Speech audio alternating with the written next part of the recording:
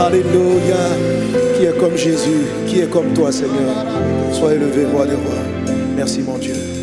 Nous voulons garder cette position et appeler notre Père.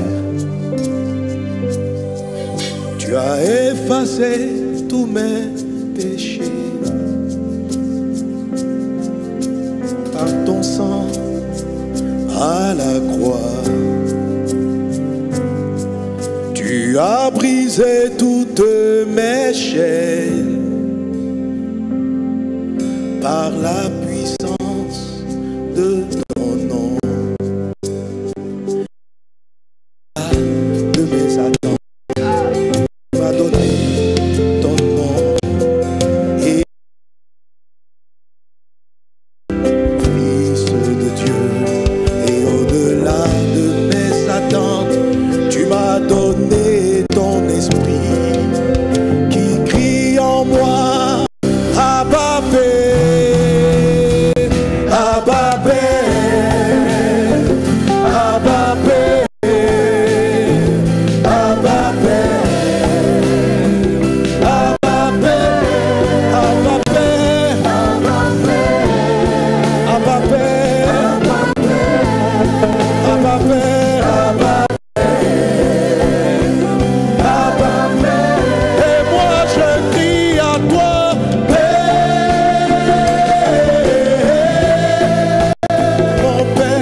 mon Père, Seigneur, je t'invoque, Père, mon Père, c'est toi que j'appelle Père. Nous t'invoquons, Père, mon Père. Nul n'est semblable à toi, mon Père. Mon papa,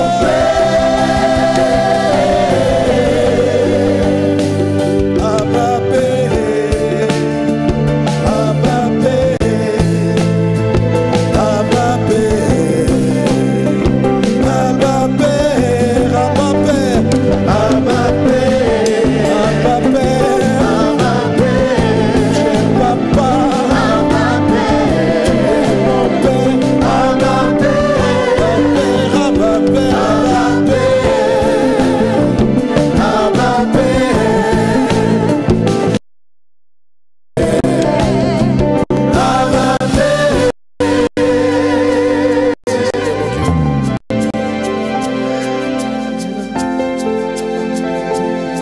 Sonoro brodos gloria da brada sendere de bro. Rai de shidere de brodos gloria da babase.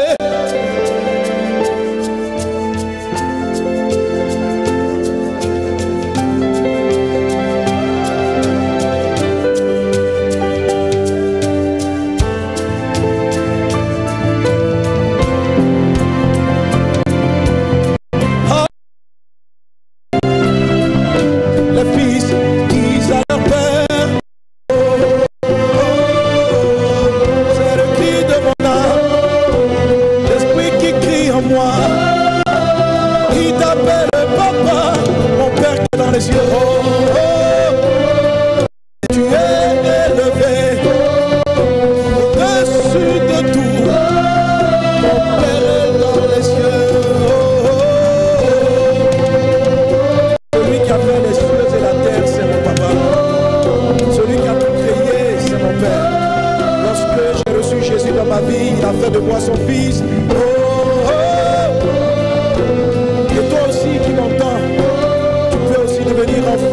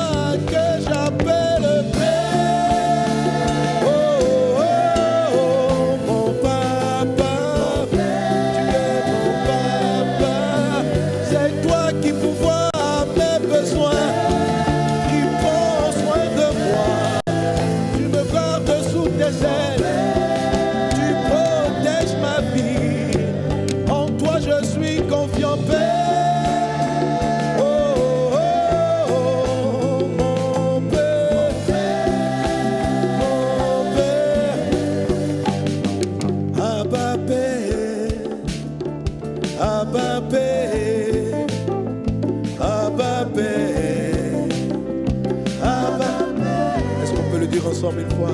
Abba Père, Abba Père. Quelqu'un appelle son papa. Abba Père. Jésus a dit quand vous priez, dites Abba Père. Nous devons nous adresser à Dieu comme étant notre papa, notre Père. Abba Père. Nous sommes de ta nature. Abba Père, Abba Père, Abba Père, Abba Père, Abba Père, Abba Père, Abba Père, Abba Père. Alléluia, quelqu'un donne gloire à Jésus qui nous a ouvert les bras du Père. Merci Seigneur, la parole a été faite chair. Et à tous ceux qui ont reçu la parole, elle a donné le pouvoir de devenir enfants de Dieu. Merci Seigneur pour tes bienfaits. À toi la louange, la gloire, l'exaltation au siècle des siècles. Merci Père pour tes hauts faits au nom de Jésus. Amen. Alléluia. Gloire à Dieu. Je vous entends pas. Gloire à Dieu. Amen. Non, bah, si vous n'êtes pas trop choc, on change d'inscription. Le dimanche prochain, on change d'équipe. Donne un bon amen. Même si le masque est sur ton visage, donne un bon amen. Amen. Voilà. Bénis en mode distanciation ton voisin. Une bénédiction distancée. Amen. Ok. Soyez bénis. Nous sommes tout de même ravis, contents et nous bénissons Dieu qui nous donne l'opportunité aujourd'hui de faire ce culte-là avec quelques frères et sœurs en présentiel. Étant donné les nouvelles limites de restriction, ça nous permet donc de pouvoir accueillir à peu près au maximum 200 personnes. Je suis très conscient que la majorité des personnes qui suivent, vous êtes en ligne. Amen. Ça, c'est le premier changement. Le deuxième changement, ce sont les horaires. Parce que lorsque le culte était exclusivement en ligne, on avait donc un seul culte le dimanche à partir de 9h. Mais à compter de ce dimanche, à compter de ce week-end, nous revenons pratiquement à nos horaires habituels. Amen. Donc, vous pourrez avoir en ligne les 4 cultes. Et s'il le faut, pour des raisons de limitation, je suis en train de voir, on va voir la faisabilité, on va même monter à 5. Sinon, pourquoi pas à 6. Alléluia. Voilà. Mais ce n'est pas parce que je vais prêcher à tous ces cultes, parce que certains des cultes seront des rediffusions. Amen. Oui, alléluia. Gloire à Dieu. Vous savez, je prends tout dans ma tête, j'anticipe. Je me suis dit, bon, ok. Supposons qu'on reste dans cette configuration où on dit, bon, pendant une année encore, il faut rester en 200, on fait comment? Et je me suis rappelé le témoignage qu'un des pasteurs du bishop d'Agrandais ici d'une église. Il dit dans l'église est grande, il y a tellement de monde, il n'y a pas assez de place. Les gens, ils font combien d'heures là? En tout cas, près de 20 heures de culte. Tu t'inscris, tu arrives, tu as ton truc d'entrée. Tu rentres. Dès que ton heure est finie, tu sors par une autre sortie et puis on ne veut plus te revoir. Parce que l'autre groupe va rentrer. Et ils enchaînent les cultes. Ils enchaînent les cultes. On va même parler des églises, mais moi on a pouvoir enchaîner les cultes près de 24 heures. Donc si on nous dit qu'on ne doit plus dépasser 200, on sera obligé de faire ça. Il faut vous préparer. Je vous prépare. Et les cultes vont commencer samedi à 18h pour finir dimanche à 18h. Il y aura des gens qui seront au culte de 3h du matin, des gens qui seront au culte de 3h à 5h, etc. Des cultes. Voilà, tu viens, tu fais le culte. Amen. N'ayez pas peur. Tout ça, c'est la grande moisson. Yes. Alléluia. Gloire à Dieu. Amen. Voilà, c'est la grande moisson. On prie Dieu pour que les âmes soient sauvées et qu'elles vont arriver massivement. Il faut qu'on soit prêt à tous les cas de figure. Amen. Et ça, c'est arrivé dans des pays où il y a eu des grands réveils, où les gens faisaient enchaîner souvent 24 heures de culte. Il y a des gens qui étaient prêts à venir au culte de 1 heure à 2. Voilà. Et ils faisaient des cultes de 1 heure. Bon, pour le moment, on va garder 2 heures. Amen. Amen. Amen. Voilà. Les dimanches, on est souvent plus de 7000 ici. Ici, on est pas loin de 7000. Donc, imaginez si on doit faire à 200. Ça nous fait combien de cultes? Combien? 25 cultes. Si on est 7000 à 200, ça nous fait combien de cultes? 35 cultes. Même 2 jours, serait bon. Gloire à Dieu. Alléluia. Les chants, vous êtes prêts? Là, vos visages. C'est 35 cultes là. Moi, je peux faire. Alléluia. Pas par ma force, mais par la force de Dieu en moi. Amen. Mais tu ne sauras pas à quel culte je vais prêcher. J'arrive, je fais un moment donné, après c'est les vidéos, après je reviens, etc. Que le nom du Seigneur soit béni. Si Dieu veut qu'il en soit ainsi, amen, que les milliers de vies soient sauvées et que nous soyons psychologiquement, en esprit, prêts à gérer beaucoup d'âmes. Qu'il en soit ainsi au nom de Jésus. Quelqu'un acclame Jésus. Amen. Merci Seigneur pour la parole. Nous voulons te rendre grâce. Merci. Parce que c'est une faveur de pouvoir tout de même nous retrouver. Nous bénissons ton nom. Comme je disais tantôt, nous sommes conscients que la plupart suivent le culte en ligne. Et nous savons que la distance n'est pas un problème. Ton esprit nous connecte. Donne seulement à chacun, à ceux qui sont éloignés, même proches, d'être vraiment connectés, corps, âme et esprit, et préparés pour faire un bon culte avec toi. Au nom de Jésus. Amen. On va rendre grâce à Dieu pour les chantres. Voilà. Et pour ceux qui nous suivent en ligne, le culte qui va commencer donc tout à l'heure, donc le culte de 10h, le culte de 10h sera aussi accessible, tu pourras voir le culte sur EMC TV. Amen. Voilà, donc dimanche dernier, normalement on devait faire le culte en direct, mais pour différentes raisons, on a projeté le culte du week-end précédent. Mais on croit qu'aujourd'hui, par la grâce de Dieu, tout va bien se passer et que pour ceux qui ont des difficultés pour accéder à Internet ou qui ont un réseau qui n'est pas très bon, si vous avez les bouquets Canal ou tout bouquet où cette chaîne-là se trouve, vous pourrez aussi vous connecter et y faire votre culte correctement. Amen. Avec tout, la Sainte Seine, les offrandes, tout y est inclus. Merci Seigneur Jésus. Amen. Amen. Alors, pour vous qui êtes dans la salle, même si on était loin, de quel thème étions-nous en train de parler? 20 quoi? 2 heures de comment? Ah, vous à droite là, vous êtes de nouveau. Ouais, je ne vois pas vos visages, donc je ne sais pas trop. C'est 2 heures de quoi? Le désert des longues attentes. Alléluia. Alléluia. Donnez un bon amen. Donnez un bon amen. Montre à Jésus que c'est une grâce d'être présent physiquement à ce culte. Montre à Jésus que tu es content d'être là physiquement. Alléluia. Amen. Voilà, il faut qu'on proclame le nom de Jésus. Tellement Jésus sera content de nous voir lorsqu'on est assemblé physiquement. Il va dire vite zéro. Il faut que tu... J'aime quand les gens sont nombreux, ils viennent m'adorer là. Donc disparaît vite. Il faut qu'on laisse cette histoire de masques partout et puis de 200 personnes. Amen. Donc vaincre les épreuves ou le désert des longues attentes. C'est le thème que nous sommes en train d'aborder qui fait partie donc de la grande série 11 victoires sur 10 types de défis. Ça c'est la série. Amen. Mais le thème dans lequel je suis en ce moment, c'est comment, lorsque nous sommes confrontés à des déserts de longue attente, comment faire abréger cela. Amen. Amen. Donc vaincre les épreuves de longue attente et provoquer les visitations divines. Je demande à la com, affichez plutôt, favoriser le thème et non la série. Favoriser le thème parce que vous affichez plus 11 victoires. Amen, voilà. Il faut que quand on est sur un thème, on reste sur le thème. Amen. Amen. On va lire Jean chapitre 5. Jean le chapitre 5. C'est un texte que j'ai utilisé hier donc pour la prière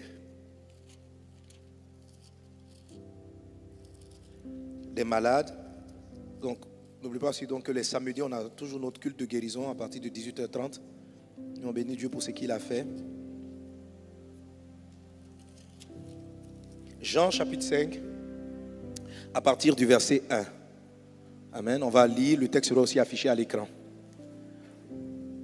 Après cela, on lit ensemble, tous ensemble. Après cela, il eut une fête des Juifs et Jésus monta à Jérusalem. Or, à Jérusalem, près de la porte des brebis, il y a une piscine qui s'appelle en hébreu Bethesda et qui a 5 portiques. Sous ces portiques étaient couchés un grand nombre des malades, des aveugles, des boiteux, des paralytiques qui attendaient le mouvement de l'eau. Car un ange descendait de temps en temps dans la piscine et agitait l'eau. Et celui qui y descendait le premier, après que l'eau avait été agitée, était guéri, quelle que fût sa maladie. Là se trouvait un homme malade depuis 38 ans. Jésus, l'ayant vu coucher et sachant qu'il était malade depuis longtemps, lui dit: veux-tu être guéri?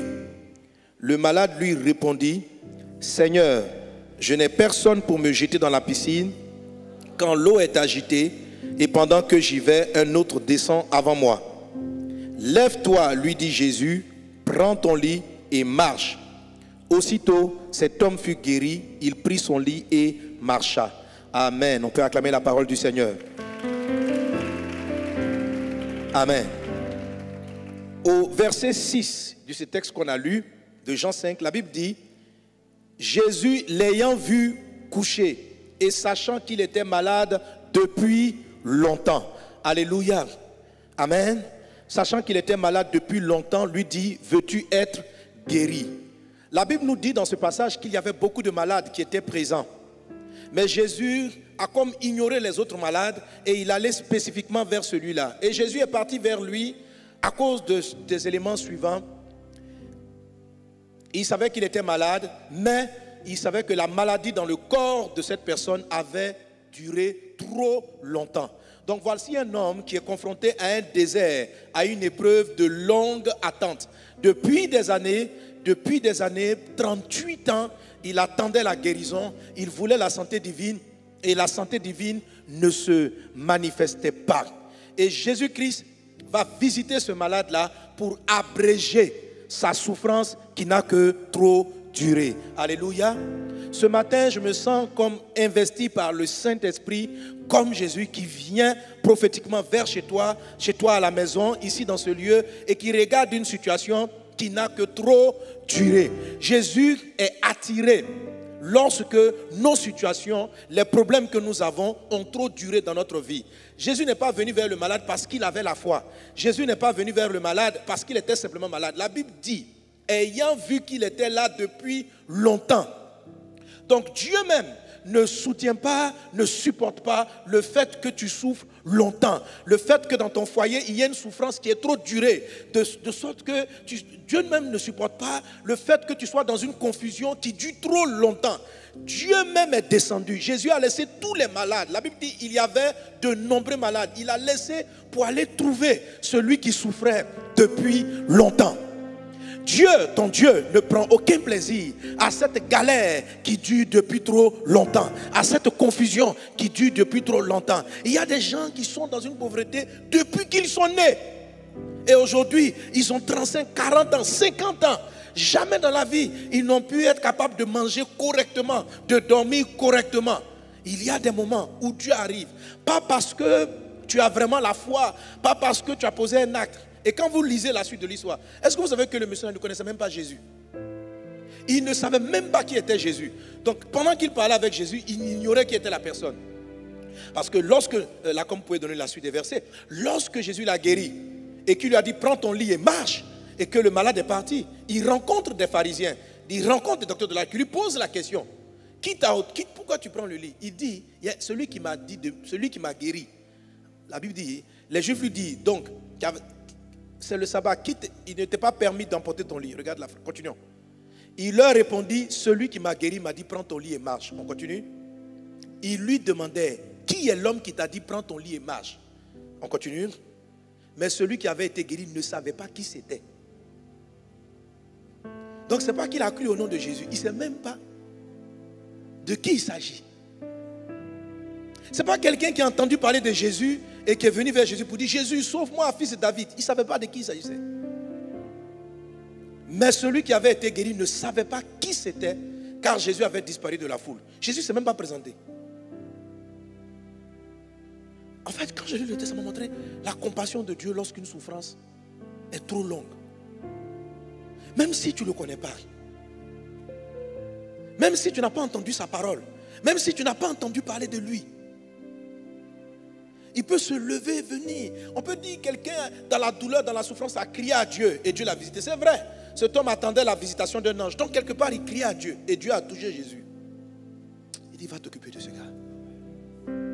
Et aujourd'hui je sens dans mon esprit que Dieu touche le Saint-Esprit. Jésus vous dit va t'occuper de cette femme, va t'occuper de ce foyer.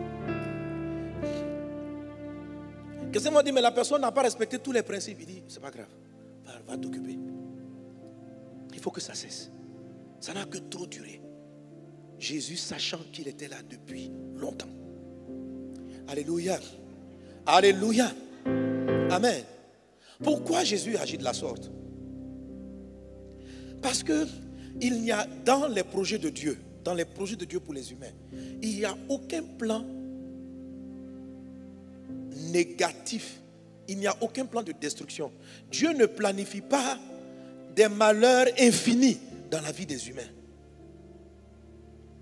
Jérémie chapitre 29 verset 11 nous dit: car je connais les projets que j'ai établis sur vous. Amen. On peut avoir le texte s'il vous plaît. Et la Bible dit, lisons ensemble 2, 3. Car je connais les projets que j'ai formés sur vous, dit l'Éternel. Amen. Dieu forme des projets. C'est-à-dire, il forme. Il s'est dit, voici ce que je veux. Voilà ce que je veux pour toi. Je connais les projets que j'ai formés sur vous. Amen. Dit l'Éternel. Projet de paix. Donc, Dieu sait les projets qu'il a formés pour toi. Ce sont des projets de paix. Alors, lorsque tu es dans une situation conjugale, tu te donnes santé et que tu n'as pas la paix, un malade n'a pas la paix, la pauvreté, ce n'est pas la paix, les troubles ne sont pas la paix. Donc, Dieu n'a pas planifié ça. Tu vois, il dit, les projets que j'ai pour vous, au final, ce sont des projets paisibles. Amen. Je les connais. Projets de paix et non de malheur. Et non de malheur. Alléluia. Afin de vous donner un avenir et de l'espérance. Frère, tu dois croire dans la parole de Dieu. Ne laisse pas le diable venir te faire supposer que toi, ta vie doit être que souffrance jusqu'à ta mort. N'accepte pas cette éventualité-là, parce que ça vient en contradiction avec ce que Dieu dit. Dieu ne s'assoit pas pour dire que cet enfant-là, cette famille-là sera toujours dans les malheurs, les morts précoces, les décès, la destruction, la tristesse, les larmes. Non, non, non. Les projets de Dieu sont des projets de paix et pas des projets de malédiction. Sont des projets de santé, sont des projets de vie. Est-ce qu'on est ensemble? Est-ce qu'on est ensemble? La Bible dit, le malheur atteint souvent le juste. Mais ça ne veut pas dire que le malheur ne nous atteindra pas. Il parle des projets finaux. Il parle de ce qu'il va faire. Il dit, le malheur atteint souvent le juste, mais Dieu l'en délivre toujours. Dieu le délivre toujours. Alléluia. Alléluia. Toujours, tout le temps. Tout le temps. Il y a toujours une porte de sortie. Toujours une porte de sortie. Tu vois. Mais ce monsieur paralysé depuis 38 ans, même s'il ne connaissait pas Jésus, il a compris quand la porte de sortie s'est manifestée. Il n'a pas raté la porte de sortie, de la fin de son épreuve. Jésus est venu vers lui, il a appliqué ce dont on va parler, ce pourquoi je vais prophétiser. Jésus l'a visité. Est-ce que vous comprenez? Jésus, Dieu l'a visité.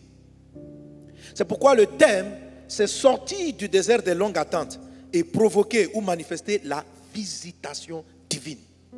Lorsqu'un désert n'a que trop duré, l'expression qui traduit la cessation, c'est-à-dire le moment où Dieu dit ça suffit, trop c'est trop là. Pour arrêter ça, il y a une expression souvent où il y a une action que Dieu mène qu'on appelle la visitation divine. Que mon Dieu te visite, que mon Dieu te visite, que mon Dieu te visite, que mon Dieu te visite. Alléluia.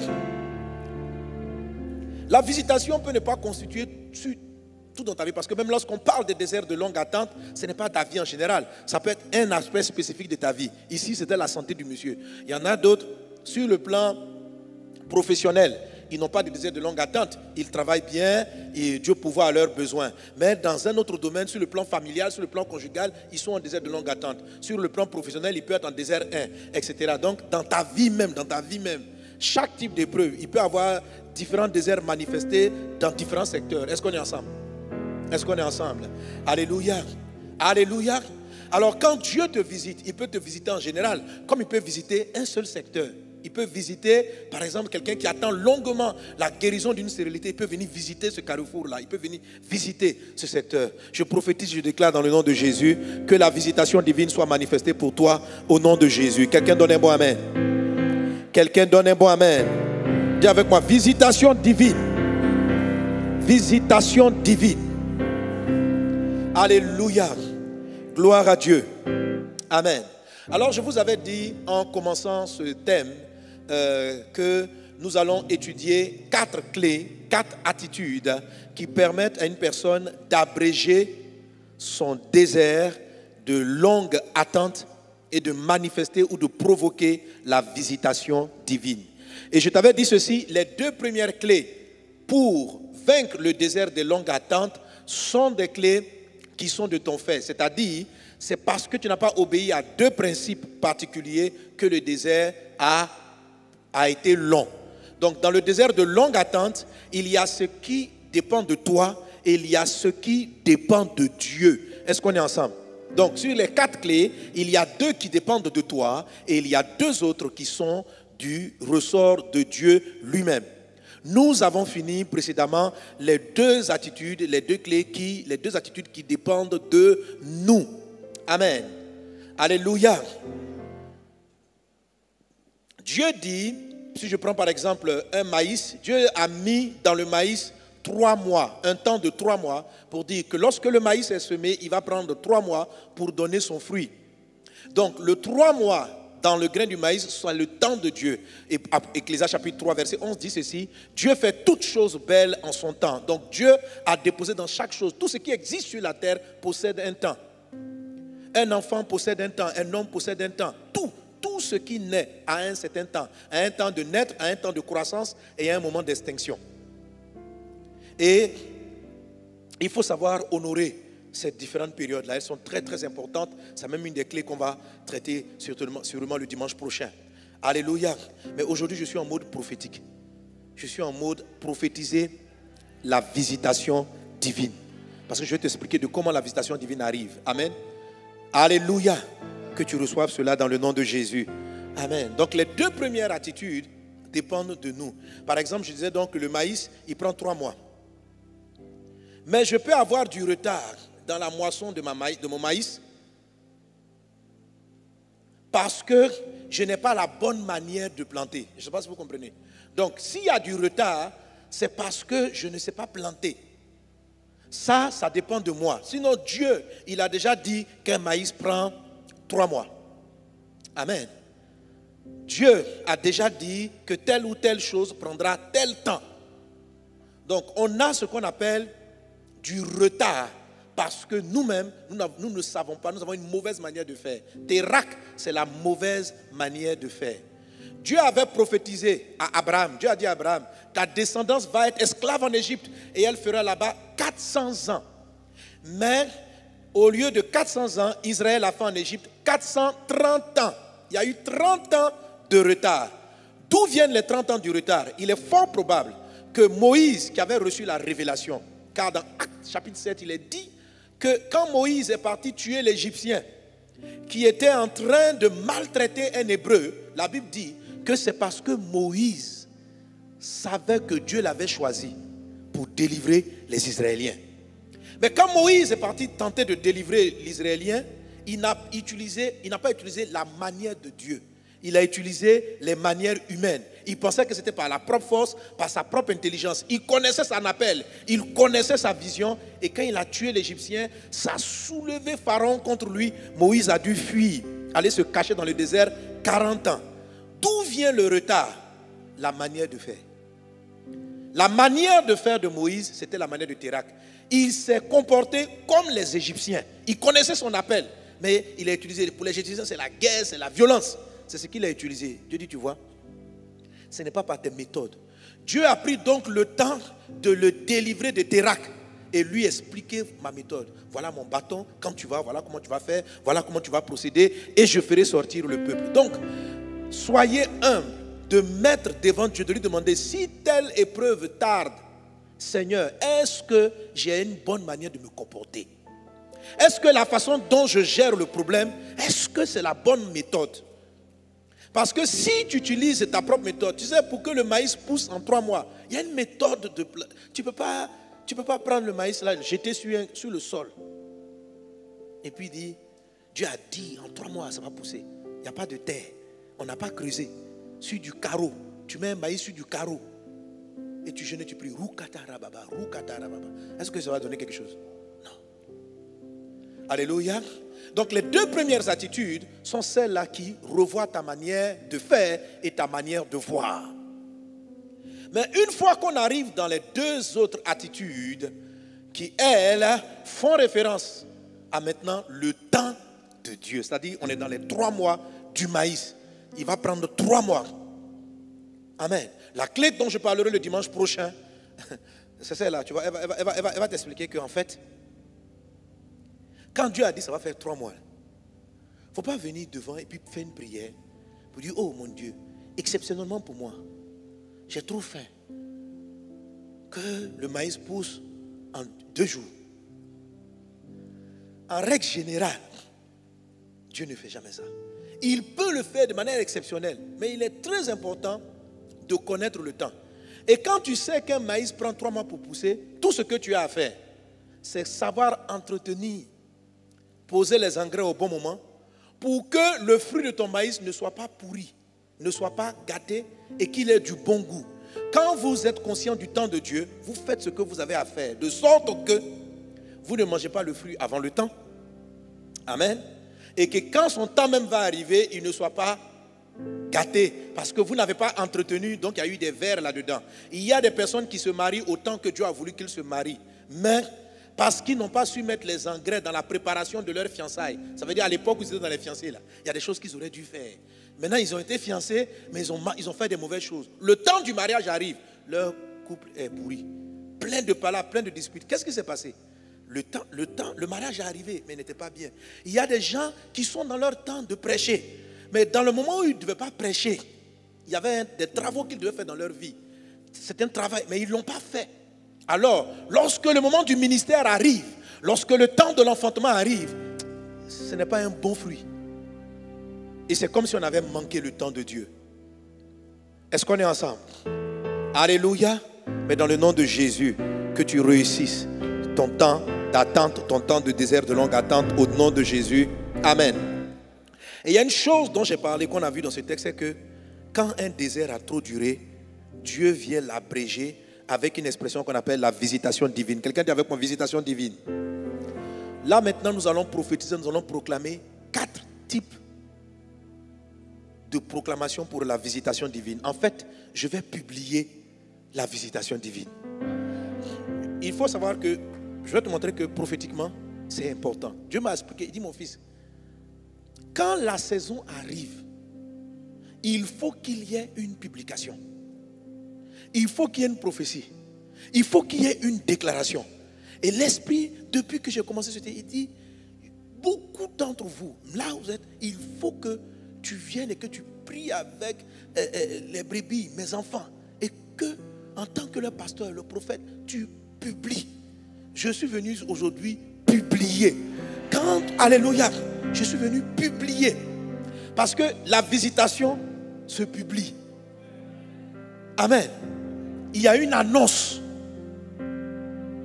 La publication est très importante. Et si l'annonce n'est pas saisie, quand l'annonce n'est pas saisie, les personnes ne se préparent pas bien. C'est-à-dire, si tu manques la période de la publication, quand même la visitation arrive, elle est mal gérée. Que Dieu t'aide à bien la gérer au nom de Jésus. Est-ce qu'on est ensemble? Quelqu'un donne un bon amen. Quelqu'un donne un bon amen. Alléluia. Alléluia. Dans l'évangile de Luc chapitre 9, le verset qui m'intéresse c'est le verset 44. La dernière partie du verset 44. Mais lisons le verset 41. On commence au verset 41. Il est dit, comme, lisons ensemble, 1, 2, 3. Comme, 1, 2, 3, verset 41. On lit ensemble, 1, 2, 3. Comme il approchait de la ville, Jésus en la voyant pleura sur elle. Ou bien on n'est pas le même passage. Luc 19, 41. Luc. Ou bien. Voilà, comme il approchait de la ville, Jésus en l'envoya pleura sur elle. Verset 42. Et dit, si toi aussi, au moins en ce jour qui t'est donné, tu connaissais les choses qui appartiennent à ta paix, mais, lisons, lisons, mais maintenant, elles sont cachées à tes yeux. Verset 43. Il viendra sur toi des jours où tes ennemis t'environneront de tranchées, t'enfermeront et te serreront de toutes parts. Ils te détruiront, toi et tes enfants au milieu de toi. Ils ne laisseront pas en toi pierre sur pierre, virgule quoi? Parce que tu n'as pas connu le temps où tu as été visité. Est-ce qu'on est ensemble? Jésus annonce à Jérusalem, il annonce à la ville, il dit tu vas avoir de sérieux problèmes, tu vas avoir de sérieuses difficultés parce qu'il y a une chose, tu n'as pas connu le temps où tu as été visité. Le temps de la visitation doit être connu, tu dois le sentir. Or pour le connaître, il faut qu'on l'ait publié. Est-ce qu'on est ensemble? Alléluia. Il faut qu'on l'ait publié, il faut que dans l'atmosphère, tu entendes ce que Dieu s'apprête à faire avec toi. Aujourd'hui, l'Esprit du Seigneur est sur moi. Alléluia. Et ce genre de publication, c'est ce que Jésus présente dans le livre de Luc chapitre 4, verset 18. En Luc chapitre 4, verset 18, la Bible dit ceci. Lisons encore ensemble, 1, 2, 3. L'Esprit du Seigneur est sur moi, parce qu'il m'a oint pour annoncer une bonne nouvelle aux pauvres. Il m'a envoyé pour guérir ceux qui ont le cœur brisé, pour proclamer aux captifs la délivrance et aux aveugles le recouvrement de la vue, pour renvoyer libres les opprimés, verset 19, pour publier une année de grâce du Seigneur. Alléluia. Alléluia. Jésus dit, l'Esprit est sur moi, il m'a envoyé pour publier. Pour publier. Donc avant que la grâce ne se manifeste, il faut qu'on la publie. Est-ce que vous me suivez? Amen. Il faut qu'à un moment donné, on se lève et puis on dit, bon, à partir de maintenant, le désert des longues attentes, ta souffrance là, ça s'arrête. Dieu maintenant annonce un temps favorable. Je viens de la part de Dieu annoncer un temps favorable. Un temps favorable pour ta vie spirituelle. Un temps favorable dans tes affaires. Un temps favorable. Il dit, il m'a oint pour publier une année de grâce. Une année de grâce. Une année de grâce. Quand un désert a trop duré, on doit publier. Et je viens par l'Esprit publier. Je publie les temps de faveur. Je publie sur ta vie les temps de grâce. Je publie la fin des larmes. Je publie la fin de la confusion. Je publie la fin de l'embrouillement. Et j'annonce un temps de faveur. Un temps où ce que tu vas s'aimer va être moissonné au centuple. Un temps de consolation. Un temps de restauration. Je publie de la part de Dieu. Je publie. L'Esprit du Seigneur est sur moi. Il m'a oint pour publier un temps de grâce. Un temps de faveur. La grâce, ça veut dire les faveurs imméritées, c'est-à-dire aux choses auxquelles tu ne t'attends pas. Que la publication soit valable maintenant dans le nom de Jésus. Entre dans ta saison de grâce, entre dans ta saison de miséricorde, entre dans ta saison de faveur. Dans ta maison, dans ton foyer, dans ta communion avec Dieu, dans ta vie spirituelle. Le moment de l'aveuglement est terminé. Voilà, ton Dieu se lève sur ta vie. Ton Dieu se lève sur ta vie. Ton Dieu se souvient de toi. Ton Dieu se souvient de toi. Ton Dieu se souvient de toi. Ton Dieu se souvient de toi. Ton Dieu se souvient de toi. Il se souvient de toi. Je publie dans le nom de Jésus. Il se souvient, tu n'as que trop souffert dans la pauvreté, dans la galère, dans la confusion. Ton Dieu se souvient de toi. Ton Dieu se souvient de toi. Oh, veuve, fatiguée, malade, célibat prolongé, ton Dieu se souvient de toi. Toi qui as trop pleuré dans ta maison, ton Dieu se souvient de toi. Toi qui soupires à avoir un enfant, ton Dieu se souvient de toi. L'Esprit du Seigneur est sur moi. Il m'a oint pour publier une année de grâce. Une année de grâce, ça veut dire, si de manière satanique, logique, par toutes sortes de liens, tu étais captif. Si on peut expliquer pourquoi tu n'as pas d'enfant scientifiquement, ok. Mais il y a ce qu'on appelle la grâce. Dans la grâce, il y a la miséricorde. C'est-à-dire, peu importe la raison qui t'avait condamné, peu importe la raison logique qui t'avait condamné, Dieu fait grâce. Dieu fait grâce. On a dit qu'à ton âge, on ne peut plus avoir d'enfants. J'ai dit, Dieu, je viens publier. Dieu fait grâce. Dieu fait grâce. Écoute-moi, l'année prochaine, à cette même période, tu vas être enceinte dans le nom de Jésus. L'année prochaine, tu vas être enceinte dans le nom de Jésus. La même année, l'année prochaine, d'ici 1 an, ton couple sera totalement changé. Tu connaîtras le bonheur de Dieu. Car les projets qu'il a pour toi sont des projets de paix et non des projets de malheur. Quand Dieu s'est assis, il a fait un plan, il a dit, tout va s'écrire gloire. Pendant longtemps, comme ce paralytique, tu étais au bord du lac, tu étais au bord de la situation, au bord de la rivière. Ça veut dire, tu n'es pas loin de la solution, mais tu n'y arrives pas. Tu n'es pas loin d'entrer dans l'eau, mais tu n'y arrives pas. Tu ne trouves ni la force, ni les ressources, ni personne pour t'y amener. La rivière de la solution n'était pas loin, mais tu ne la touchais pas. Et ça a duré pendant 38 ans dans la vie de ce monsieur, jusqu'au jour de la visitation. Et Jésus-Christ est venu, il a visité pour publier. Il n'a pas besoin que le monsieur le connaisse. Il n'a pas besoin de ceci. Il a juste dit, c'est terminé. Ton temps de handicap est fini. Ton temps de handicap est fini. Lève-toi, prends ton lit et marche. Ta vie passe à autre chose. L'épisode de la douleur, de la souffrance, des malheurs qui ne s'arrêtaient pas, Dieu dit, oh là, c'est terminé, point final, basta, bye bye, c'est fini. Ma fille, mon fils, entre dans une nouvelle étape de ta vie maintenant. On passe à autre chose, on avance. La saison de la souffrance est finie. La date de péremption de la maladie est arrivée. La maladie, il y a un temps pour tout. Il y a un temps pour tout. Dieu vient mettre fin à cette période de maladie. Qu'il en soit ainsi au nom de Jésus. Alléluia. Quelqu'un donne un bon amen. Quelqu'un donne un bon amen. Alléluia. Oui, mon frère. La publication est très importante. C'est pourquoi il faut la recevoir. Il faut la recevoir. Il faut te dire, je ne sais pas, mais je sens que ton cœur doit répondre. Que cette parole-là, c'est pour moi. Et généralement, quand Dieu publie, la publication prend effet sur pratiquement une année. Il dit ceci. Je ne comprenais pas au début pourquoi il dit pour publier une année de grâce. Pas 2-3 ans. C'est comme si au moment où il a publié, l'effet de la publication va s'étendre sur un temps. Regarde ceci. Voilà une visitation divine avec publication. Genèse chapitre 18, verset 10. Genèse 18, verset 10.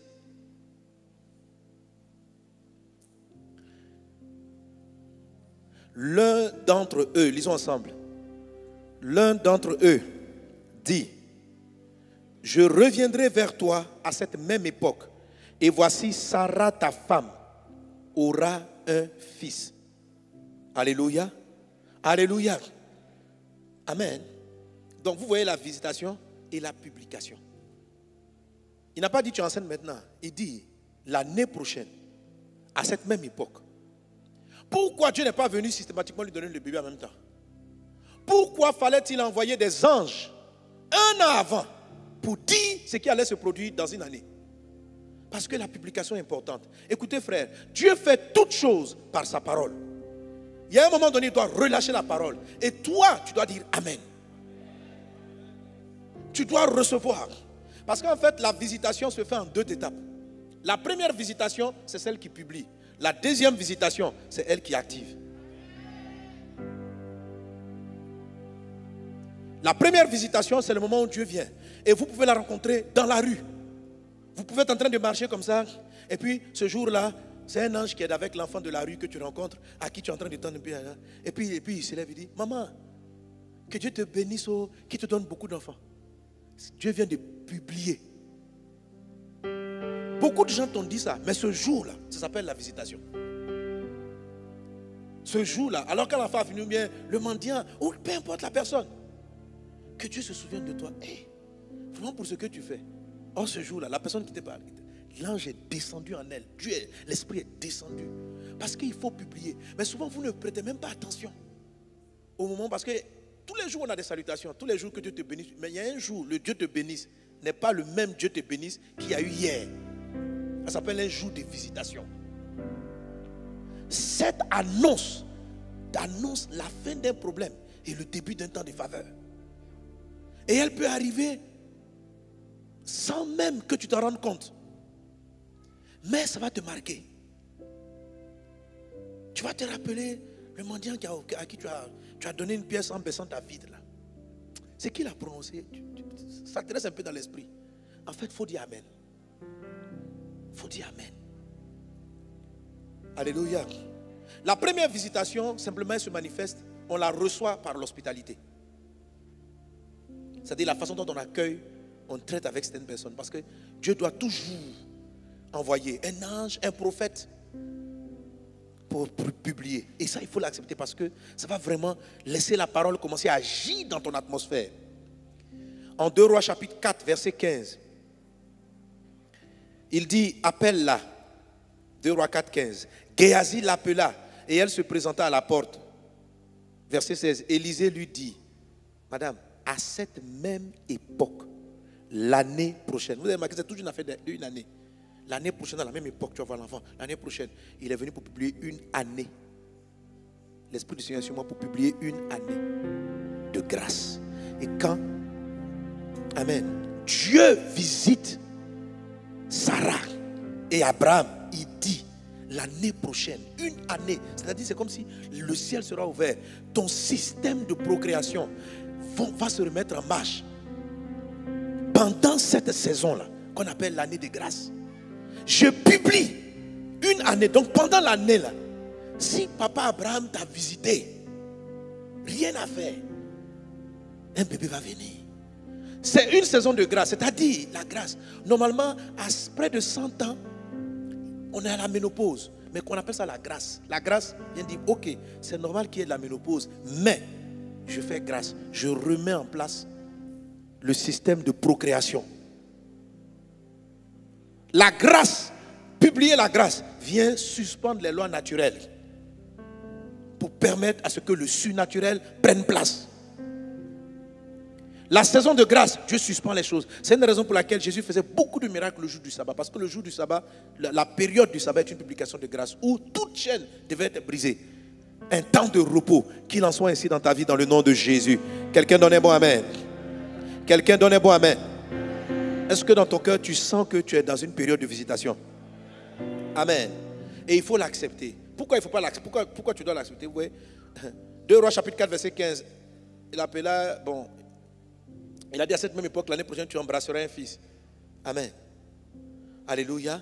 Et effectivement, l'année qui a suivi, cette femme-là a eu cet enfant. Elle a eu cet enfant. Tu es vivant. Mais je parle de recevoir. Dis avec moi recevoir. Recevoir.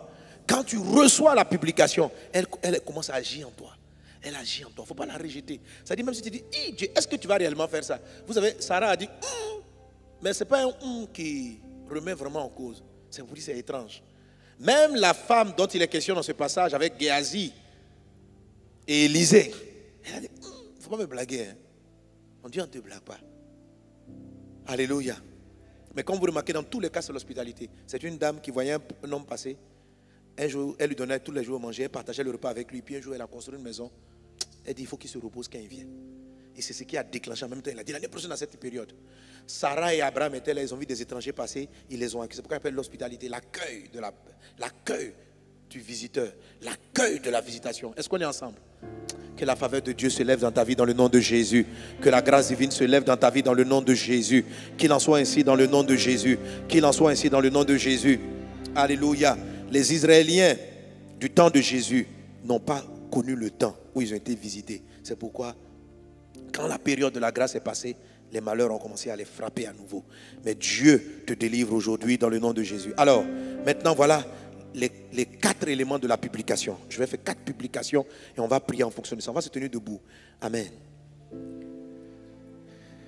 Tu vas prier d'abord. Tu vas dire, Saint-Esprit, donne-moi de savoir accueillir la promesse. Parce que l'hospitalité, c'est d'abord dans ton cœur. De savoir accueillir la promesse et d'agir. Ensemble, élevons nos voix. Toi qui me suis en ligne, prie. Et appelle le Saint-Esprit. Jésus a dit, l'Esprit du Seigneur est sur moi. Brenda soro barala katari babus. Praire glorianda brada sedere kataramama. Shakatarianda brada soro barala glorianda bo. Rekatari bababache. Esprit de Dieu, prends le contrôle. Saint-Esprit, prends le contrôle. Nous nous attendons à ta grâce. Nous nous attendons à ta faveur. Nous savons que tu es là. Père, si tu nous donnes d'arriver aujourd'hui à ce niveau de message, c'est qu'une grande délivrance, une grande libération est sur le point de se manifester.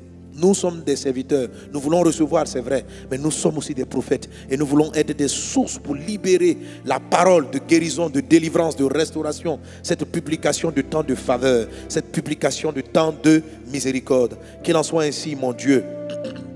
Dans le nom de Jésus. Alléluia. Acclame Jésus. Acclame Jésus. Amen. Là, il faut être dynamique comme si on tape. Hein? Parce que le roi de gloire fait son entrée. Amen. Amen. Avec des sons un peu de trompette. Tantan. Alléluia. Amen. Est-ce qu'on est ensemble? Amen. Amen. Yes. La première publication, je dis j'ai 4 publications prophétiques. 4 publications prophétiques pour lesquelles tu dois simplement recevoir avec un cœur d'hospitalité. Si dans le cœur tu sens que quelque chose te concerne, tu peux même, si tu es en ligne là, faire une offrande pour dire Seigneur, j'apporte.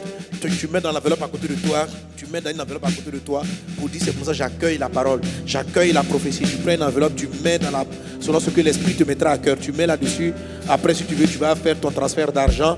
Alléluia. Si tu es en dehors de la Côte d'Ivoire, si tu es dans la ville d'Abidjan, tu peux apporter cela physiquement. Mais maintenant, accueille la prophétie, accueille-la de tout ton cœur, accueille-la. La dame, elle a bâti une maison. Abraham et sa femme, ils ont fait un menu agréable. C'est comme une offrande. Ils ont reçu favorablement le Seigneur Dieu qui les visitait sans être conscient qu'il s'agissait de lui. Cette femme qui est rentrée dans la période de grâce, elle est rentrée parce qu'elle était hospitalière et elle a reçu ainsi la première visitation de la publication de grâce. Amen. Rapidement, tu sais pourquoi j'ai dit qu'il y a 2 publications? Regarde, donc Genèse 18, 10, la Bible dit que Dieu l'a visité et l'un d'eux dit je reviendrai vers toi à cette même époque. Et voici Sarah. Donc ils sont venus et il va revenir. Mais physiquement, Sarah ne l'a pas vu la deuxième fois. Est-ce que vous me suivez? Dieu dit je reviendrai vers toi. Donc la première fois ils sont venus physiquement. Abraham et Sarah l'ont vu. Et lui dit je t'annonce que à la même époque, à la même période, je reviendrai vers toi. Amen. Ça c'est la deuxième visitation. Et beaucoup d'entre vous vont rentrer dans la deuxième visitation. Tout à l'heure, je vais montrer les passages et tu vas comprendre. Amen, amen. Quelqu'un donne un bon amen. Acclame Jésus pour la victoire.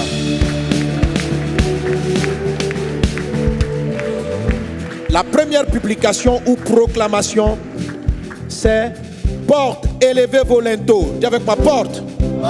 Élevez vos linteaux. Élevez-vous. Portes éternelles. Que le roi de gloire fasse son entrée. C'est le psaume 24, verset 7. Dis encore avec moi. On peut l'afficher, psaume 24, verset 7. Porte. Élevez vos linteaux. Élevez-vous. Portes éternelles. Que le roi de gloire fasse son entrée. Amen. Alors, tu comprends de quoi il s'agit dans cette proclamation que tu vas recevoir maintenant dans ton cœur? Alors, le linteau des portes, vous voyez, nous avons des portes dans la salle et vous avez une porte à côté de chez vous. Voilà, donc le linteau des portes, c'est le cadre, mais le cadre supérieur, celui qui est au-dessus. Donc, plus il est bas, plus on est obligé de s'abaisser, de s'accroupir et de rentrer difficilement. Or, il s'agit de l'hospitalité pour recevoir la visitation divine. Amen. Est-ce qu'on est ensemble? Il ne faut pas être incrédule. Alors le psaume 24 dit porte, élevez vos linteaux. C'est-à-dire Dieu va te visiter, il faut augmenter ta porte là. Augmente la taille de l'entrée. Qu'est-ce que ça signifie? C'est un travail de ta mentalité. Est-ce qu'on est ensemble? Alléluia. Alors si toi ta visitation consiste à dire pendant que tu as un âge très avancé, tu auras un enfant. Il ne faut pas te limiter à dire à mon âge là. Qu'est-ce que tu dois faire? Tu dois élever pour dire si Dieu dit ça, c'est qu'il peut le faire. Amen. Alors, si tu ne lèves pas le linteau, tu es en train de dire les docteurs disent, la science a dit, les gens ont dit, dans cette Côte d'Ivoire là, comment quelqu'un comme moi peut-il sortir de là? Tu vois, c'est que tu es constamment en train d'abaisser les linteaux. Il y a un endroit en Israël qu'on est parti visiter, les gens disent c'est la maison de la nativité. Bon, je ne sais pas ce que ce soit là-bas, mais bon, tout ça c'est pas grave. Et quand on arrive là-bas, il y a une petite porte qui est très basse. Ils ont fait cela pour que quand tu rentres, tu rentres prosterné. Voilà, je crois que moi je ne suis pas rentré là-bas. Je dis, je ne vais pas me prosterner devant quelque chose. Donc, j'ai regardé de l'autre, on m'a dit qu'il va se prosterner ici, je ne rentre pas. Amen. Mais la petite porte est là, et à l'intérieur là-bas, ils ont mis comme une statue, on dit Jésus est né là-bas. Donc quand tu veux entrer, tu dois t'abaisser comme ça. Et puis, ou bien tu rentres à genoux. Donc quand tu rentres là, en même temps tu es prosterné devant ce qui est là-bas. Parce que le linteau est bas. Le linteau est bas. Donc j'ai regardé ça de loin. Tu ne te prosterneras. Alléluia. Amen. Amen. Devant aucune image taillée. C'est interdit par la parole de Dieu. Même si vous faites l'image taillée au nom de Jésus, on ne doit pas le faire. Est-ce qu'on est ensemble? Est-ce qu'on est ensemble? Dis avec moi, porte. Porte. Élevez vos linteaux. Que le roi de gloire fasse son entrée. Fasse son entrée. Fasse son entrée. Porte. Élevez vos linteaux. Élevez vos linteaux. Mon Dieu est grand. Mon Dieu au-dessus de tout. Personne n'est comme lui. Personne n'est semblable au roi des rois. Rien de lui est impossible. Il est le Dieu grand, le Dieu puissant, le Dieu fidèle. Il prend de la poussière et il te fait asseoir à la table des grands. Mon Dieu est élevé. Mon Dieu est élevé. Il enrichit le pauvre. Il fait enfanter la stérile 7 fois. Mon Dieu apporte la paix là où il y avait la confusion, là où tout dit que c'est impossible. Pour mon Dieu c'est possible. Porte, porte, élevez vos linteaux, élevez-vous, portes éternelles. Que le roi de gloire fasse son entrée. Mon Dieu, entre, viens, Père, je t'attends. Viens, viens. Je crois en toi, en ta puissance, en ta fidélité, dans tes promesses. Ce que tu dis, tu as le pouvoir de l'accomplir, de le réaliser.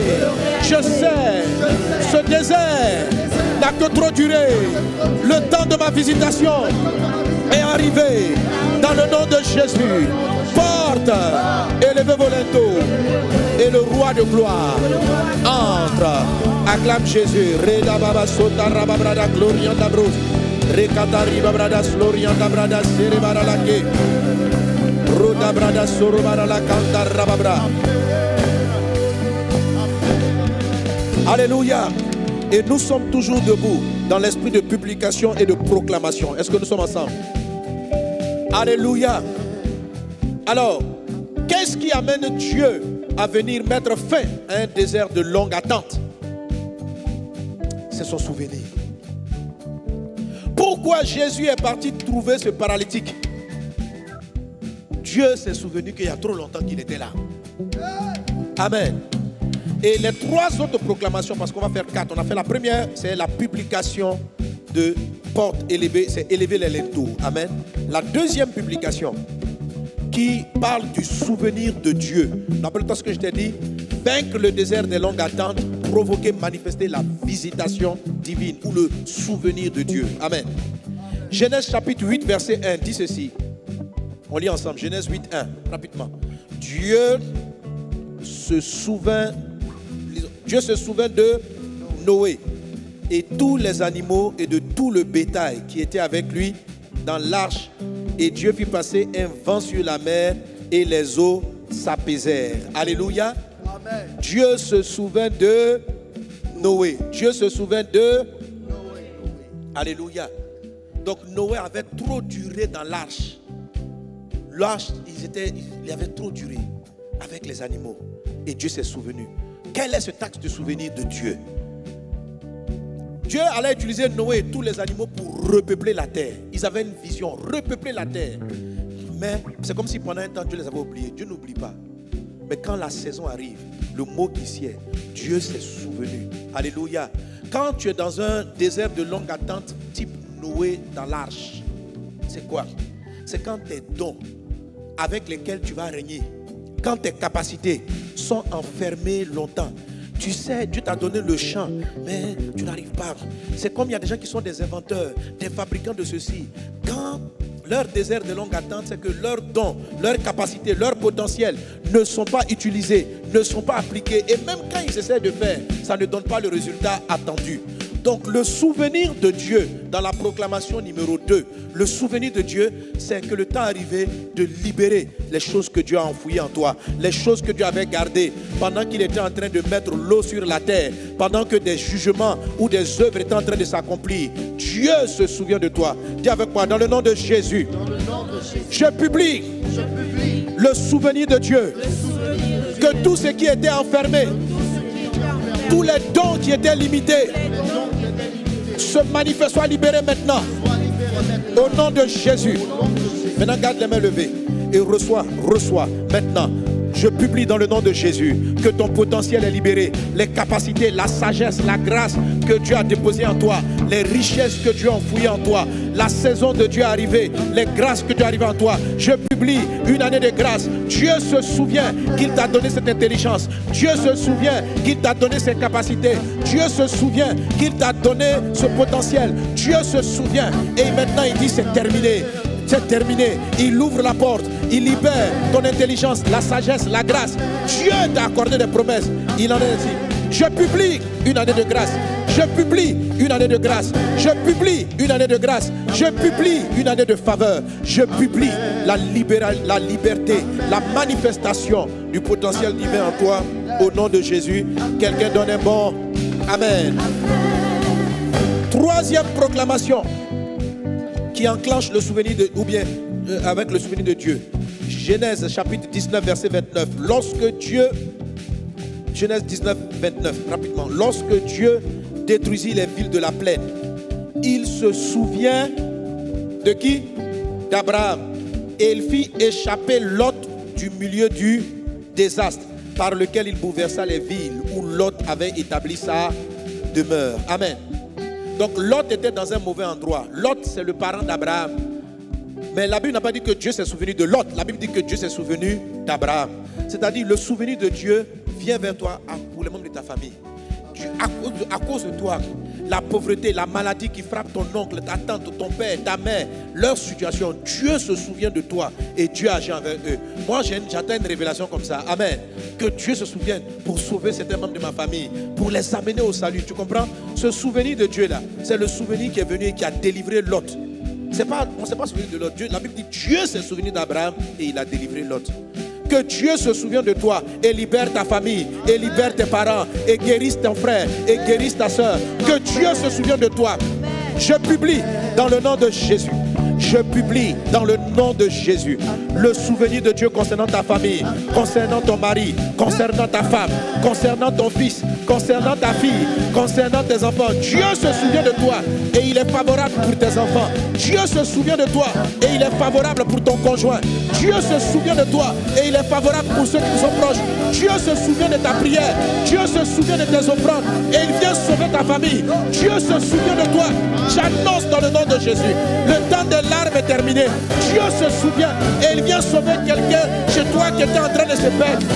À cause de ta foi, à cause de l'alliance qu'il a établie avec toi, Dieu se souvient. Je publie dans le nom de Jésus. Je publie dans le nom de Jésus. Quelqu'un donnez-moi amen. Acclame Jésus. Et la toute dernière publication. Amen.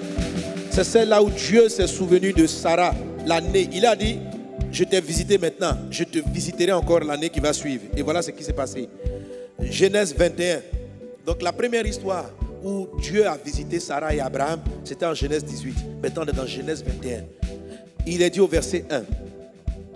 L'Éternel se souvint de ce qu'il avait dit à Sarah. Et l'Éternel accomplit pour Sarah ce qu'il avait promis. Alléluia. Alléluia. Ça s'est passé donc le 1 an. Et c'est là que Sarah va tomber maintenant enceinte. Est-ce qu'on est ensemble? Est-ce qu'on est ensemble? Alléluia. Dieu se souvient de toi.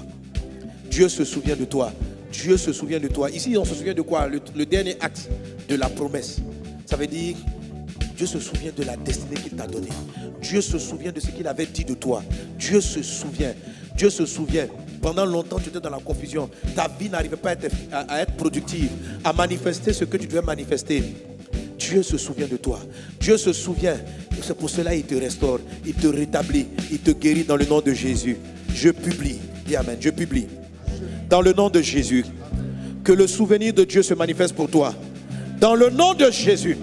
Et ce que Dieu t'a annoncé, ce que Dieu a dit que tu allais faire, ce qu'il a décidé de faire avec toi, cela est manifesté maintenant pleinement dans le nom de Jésus. Dans le nom de Jésus. Le souvenir de mon Dieu est manifesté en ta faveur. Et les choses qu'il t'a promises, les choses qu'il t'a dites, les choses qu'il t'a annoncées s'accomplissent, se réalisent dans le nom de Jésus. Dans le nom de Jésus. Dans le nom de Jésus. Dans le nom de Jésus. Quelqu'un acclame Jésus. Dis avec moi, je reçois au nom de Jésus.